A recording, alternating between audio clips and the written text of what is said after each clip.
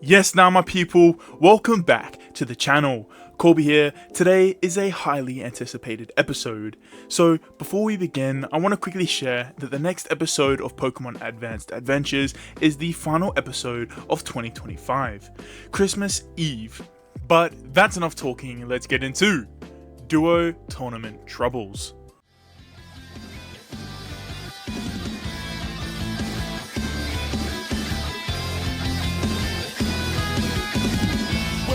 Out there all alone, my fire going out in the rain.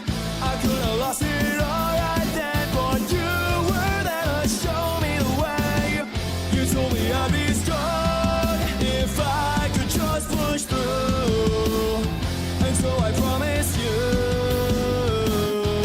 I'll burn into the sky with all my fire lead through the light. This is what it means to have a flame that never dies. I'll give it everything I got. I'll put it all my trust in you. Ignite the fire living in our hearts. It's what we gotta do.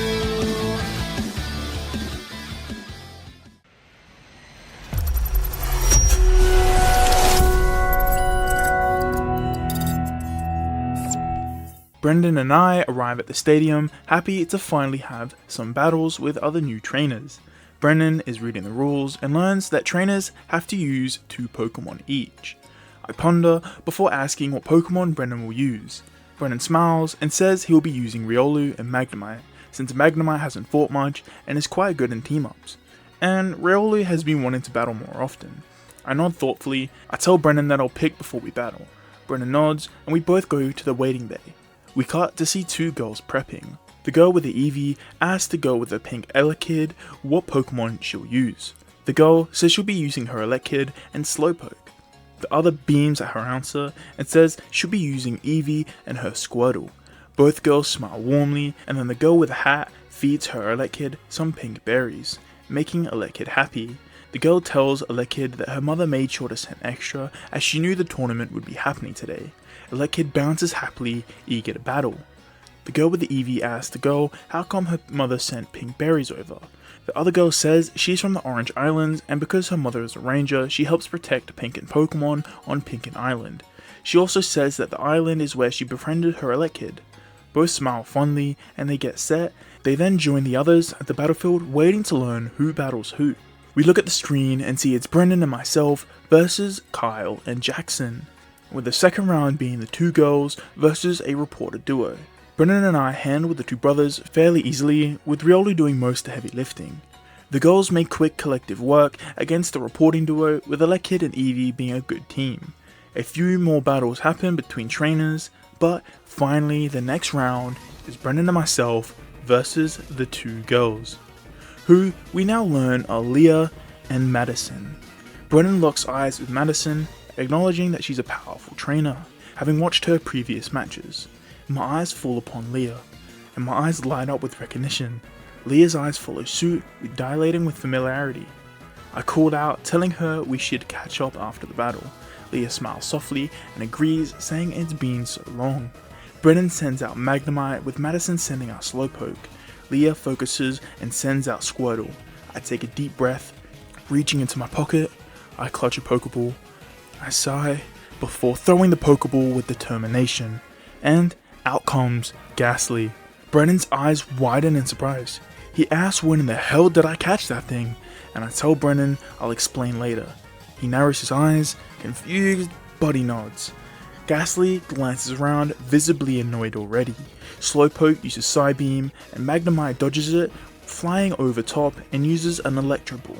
Squirtle uses a Water Gun to try and stop the Electro Ball, but is intercepted by Ghastly, who flies over and takes the attack, following up with a Hypnosis, putting Squirtle to deep sleep. The Electro Ball slams into Slowpoke, already taking it out. Madison smiles gently before recalling Slowpoke, saying it did okay. Then out comes Elekid. Squirtle stays asleep though, and Magnemite uses an Electro Ball on Squirtle, and Ghastly tries to attack the Elekid, but is pushed by Elekid's Thunder Punch. Ghastly gets really mad and rampages, attacking every Pokemon on the battlefield, using a Shadow Ball on Magnemite, taking it out instantly. Then using a sneakily Shadow Sneak on the Squirtle, taking it out despite its deep sleep, followed by a Dark Pulse which Elekid manages to dodge. Everyone in the crowd gasp. I look worried. Brennan looks at me and asks what's happening. I tell him I haven't got the slightest clue. Brennan tells me I need to recall Ghastly before we get disqualified. I nod and recall Ghastly. Brennan sighs, and Riolu jumps in. Madison looks stunned, shocked by Ghastly's outrage. Leah gulps before thanking Squirtle and recalling it, saying she's proud of her and not angry at all, before Eevee jumps out. I send out Pidgeotto, and he chirps confidently. Eevee uses Quick Attack, slamming into Riolu. Pidgey flies up fast and uses a Wing Attack, cutting into Elekid. Riolu uses Bullet Punch, sending Eevee back. Elekid rushes Riolu using Thunder Punch. Riolu manages to jump over Elekid and slam a Focus Blast into its back, pushing him into the floor. Eevee uses Takedown, sniping Pidgeotto out of the sky, and Elekid slams a Thunder Punch into Riolu's face. Riolu cries out and rolls backwards. Pidgeotto manages to fly up and dodges a second takedown. Pidgeotto then grabs Eevee, flying up and throws it hard into the floor. Eevee manages to slowly get up. Eevee, though panting, growls and tries to use a Quick Attack on Riolu since he's the closest. Riolu dodges quickly and Eevee slams into Elekid. Riolu watches confused as Eevee gets up and so does Elekid, both visibly annoyed, and then Riolu quickly slams a Focus Blast into Eevee's side, taking out Eevee. And then Riolu tries to use a Bullet Punch on Elekid, but he jumps up out of the way, leaving it open for Pidgeotto to fly in and use a Wing Attack, taking out Elekid and giving us the win. Brennan and I cheer loudly, and I thank Pidgeotto, telling him he's done amazing and I'm so proud how far he's come. Pidgeotto chirps softly before being recalled. Riolu sits atop of Brennan's shoulder, with Brennan telling Riolu he did exactly as good as he expected. Riolu huffs boastfully. Leah holds Eevee on her head, annoyed that Madison got taken out so fast. Madison recalls Elekid, mad Leah's Pokemon didn't do anything but caused their team trouble. Leah and Madison growl at each other, both equally angry at each other. Madison can't believe how Leah allows her Pokemon to be so naughty without consequences, and Leah can't believe that Madison is blaming Eevee and Squirtle for their loss in the tournament. Madison tells Leah she can't keep allowing her Pokemon to do whatever and get away with it. Leah grits her teeth angrily and tells Madison her Pokemon are just fine how they are and aren't naughty. Leah then storms off furiously. Brennan and I walk over to the referee, where we get handed our prize. We are surprised, as we didn't even know we were going to get anything for winning, and we just kind of wanted to battle. We take the prize gratefully, and we get 2 SSN tickets. We thank the referee and head outside the venue. Madison sighs and looks over to me and Brendan. She asks us with a bit of uncertainty, as she wonders if she's in the wrong, saying she feels like maybe she crossed the line in some way. I go to back up Leah, but Brennan cuts in. Brennan tells Madison she isn't wrong, but she could have said it nicer. He tells Madison he understands her frustration since my Ghastly took out his Magnemite, but he tried not to let it get to him since there isn't much he can do in the moment. Madison sighs, saying she understands, but it's just so difficult to keep her cool because Leah is always defending her Pokemon and making excuses for them, even when her Pokemon are fully in the wrong. And she's done her best to ignore it, but it seems today was just her last straw.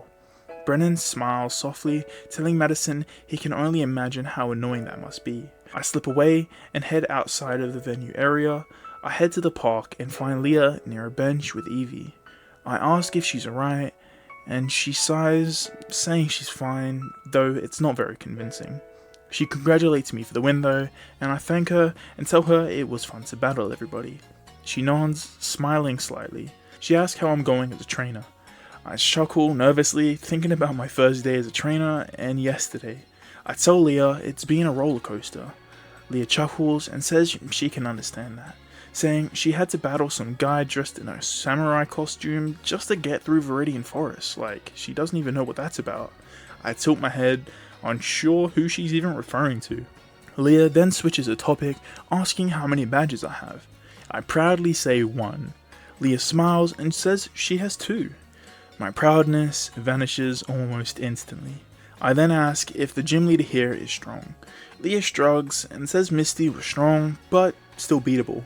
I nod firmly, thanking her. Leah smiles and asks if I plan to battle her. I tell Leah I plan to battle Misty soon, but I want my Pokemon to rest after the tournament, and I want to try and at least tame Ghastly a little bit, but I want to attempt doing that alone, so no people or Pokemon get targeted if it doesn't go to plan. Leah chuckles and tells me that's a pretty good idea, saying Ghastly seems like he doesn't really like to listen.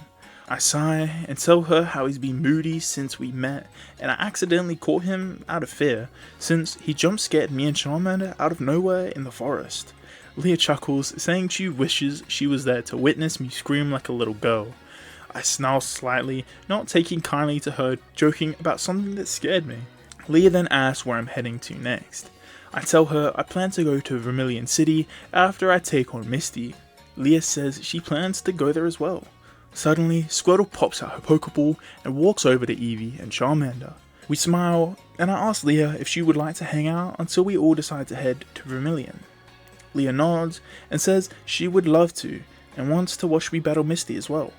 I chuckle and go to ask for some tips against Misty, as I'm not sure what to expect, but I'm suddenly stopped as Squirtle accidentally sweeps me off my feet when playing with her shell. Leah chuckles and helps me up. I grip my teeth annoyed, muttering about how much I hate Squirtles. Leah doesn't get to question me though, as Brennan walks over and asks me if we can go back to the Pokemon Center now, as he's hungry and wants to heal his Pokemon. I agree, and I ask for Leah to join us. Brennan happily agrees, and Leah follows.